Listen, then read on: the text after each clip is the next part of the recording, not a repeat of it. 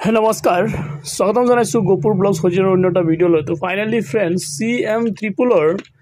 আজি প্ৰায় 10 দিন মান হৈ গল মই কোনো ধৰণৰ আপডেট দিয়া নাই কিন্তু আজিৰ ভিডিঅটো বহুতে দৰকাৰী ভিডিঅ যিবোৰ মানুহে এতিয়ালৈকে CM ট্ৰিপলত ইন্টাৰভিউ দিব পৰা নাই লগতে যিবোৰ মানুহে ইন্টাৰভিউ দিছে সকলোৰে বাবে বহুত দৰকাৰী ভিডিঅ তো প্লিজ এই ভিডিঅটো কোনো স্কিপ নকৰিব আৰু পাৰিলে গোপুৰ ব্লগছ হজাই চেনেলটো যদি কোনোবা মানুহে নতুনকৈ আহিছে প্লিজ মোৰ চেনেলটো সাবস্ক্ৰাইব কৰিব যাতে আগন্তুক সময়তে মই দিয়া ইনফৰমেশনাল ভিডিঅ'বোৰ আপোনালোকে সবৰ আগত পায় আৰু আপোনালোকে মোৰ ভিডিঅ'বোৰ চাই কিবা এটা জানিব পাৰে তো ফ্ৰেন্ডছ আজিৰ এই ভিডিঅ'টো প্লিজ ৰিকুৱেষ্ট কৰিছো যিবোৰ মানুহে এতিয়ালৈকে CM ট্ৰিপলত ইন্টাৰভিউ দিয়া নাই বা তেওঁলোকক কোনো ধৰণৰ ফোন আহা নাই বা তেওঁলোকে কোনো ধৰণৰ ইন্টাৰভিউ কাৰণে তেওঁলোকক মাতা হোৱা নাই আৰু যিবোৰ মানুহে ইন্টাৰভিউ দিছে মই সকলোকে লৈ আজিৰ এই ভিডিঅ'টো বনাইছো বহুত দৰকাৰী ভিডিঅ' হ'ব স্কিপ নকৰিব ভিডিঅ'টো লাষ্ট লৈকে চাব তো প্ৰথমতে মই কথা পাতিম যে CM ট্ৰিপলৰ 2.0 CM ট্ৰিপলে 2.0 যিবোৰ মানুহে আবেদন কৰিছে বা যিবোৰ মানুহে ইন্টাৰভিউ হোৱা নাই তেওঁলোকে কি কৰিব ইতিমধ্যে আমাৰ মাননীয় মুখ্যমন্ত্ৰী দেৱে কি কৈছে এই কথাটো শুনি লওক তাৰ পিছত মই আপোনালোকক আৰু ভালকে মই কথাবোৰ বুজাই দিম CM ট্ৰিপলে মুখ্যমন্ত্ৰী আত্মনিৰ্ভৰ অভিযানৰ হিতাধিকাৰী নিৰ্মাণৰ কাম বা যোগ্য যুৱকৰ নাম 30 জুনৰ ভিতৰত শেষ কৰিবৰ বাবে মই আমাৰ বিধায়ক আৰু পঞ্চায়ত বা আমাৰ কাৰ্যকৰ্তা সকলক অনুৰোধ কৰিম ঠিক কেনেধৰণে আমাৰ চৰকাৰে লোৱা প্ৰত্যেকটো আঁচনি আমি যাতে জুনৰ ভিতৰত সম্পূৰ্ণভাৱে জিলা পৰ্যায়ৰ পৰা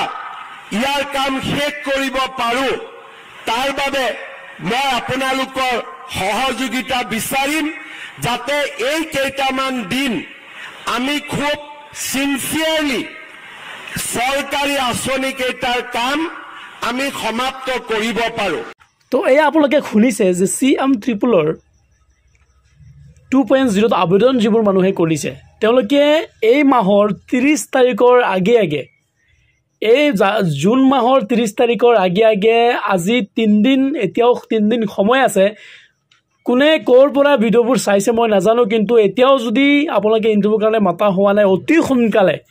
আপোনালোকৰ DC অফিসত যোগাযোগ কৰক নহলে আপোনালোকৰ সেই জিলাত থকা সেই সমষ্টিত থকা MLAৰ লগত আপোনালোকে অতি সোনকালে যোগাযোগ কৰক আৰু অতি সোনকালে যোগাযোগ কৰি আপোনালোকৰ যেটো ৰেজিষ্ট্ৰেচন কৰিছিল CM ট্ৰিপল 2.0 সেই ৰেজিষ্ট্ৰেচনটো আপোনালোকে তাত সাবমিট কৰক লগতে আপোনালোকে ৰেজিষ্ট্ৰেচনৰ তলত প্ৰজেক্ট সাবমিট কৰাৰ আৰু এটা ৰেফাৰেন্স নম্বৰ আপোনালোকে পাব আৰু এটা ৰেফাৰেন্স নম্বৰ থকা আৰু এটা ৰিসিপ্ট পাব সেই ৰিসিপ্ট দুখন অতি সোনকালে গৈ আপোনালোকৰ জিলাৰ বা সমষ্টিত থকা সেই MLAৰ লগত যোগাযোগ কৰক আৰু তাত গৈ বস্তুবোৰ সাবমিট কৰক আৰু এটো অতি সোনকালে কৰিব কাৰণ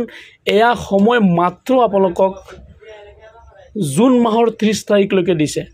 গতিকে ফ্ৰেন্ডছ বহুত দৰকাৰী ভিডিঅ' এই ভিডিঅ'টো অতি সোনকালে আপোনালোকে শেয়াৰ কৰক আৰু লগতে আপোনালোকক মই সকলোকে জনাই দিওঁ যে CM ট্ৰিপলত যিবোৰ মানুহে আবেদন কৰিছে যিবোৰ মানুহ অলৰেডি ইন্টাৰভিউ হৈ গৈছে তেওঁলোকে দ্বিতীয়বাৰৰ কাৰণে আপোনালোকক কোনো ধৰণৰ ইন্টাৰভিউ নহব কাৰণ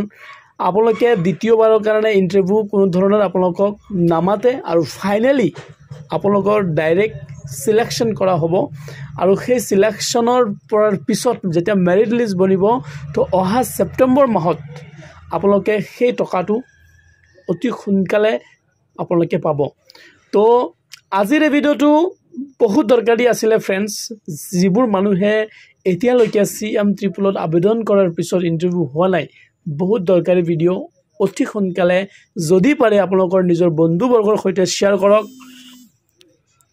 অতি সোনকালে আপোনালোকৰ বন্ধুবৰ্গৰ সৈতে শেয়াৰ কৰক আৰু অতি সোনকালে তেওঁলোকক জনাই দিয়ক যে আমাৰ মাননীয় মুখ্যমন্ত্ৰী দেৱে অতি সোনকালে 30 জুনৰ আগত